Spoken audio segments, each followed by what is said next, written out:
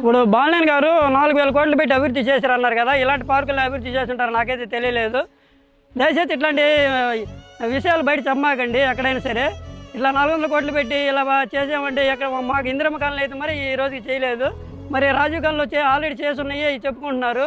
మేము రోడ్లు వేసినాయి కూడా మళ్ళీ మేము రోడ్లు వేసాను, ఒక రోడ్డు వేసి నేను ఇన్ని రోడ్లు వేసారని చెప్తున్నారు. ఇది కరెక్ట్ కాదండి. ఒకసారి మీరు ఆలోచించండి. జనార్దన్ అభివృద్ధి చూసి మన ప్రజలందరూ ఓటు వేస్తారు, కానీ ఇట్లా బాలినేని గారిని చూసి ఎవరు ఓటు వేయరండి. ఈసారి మా ఓటు అయితే పక్కగా దామచల జనార్దన్ గారికి మేము వేయాలని కోరుకుంటున్నాం.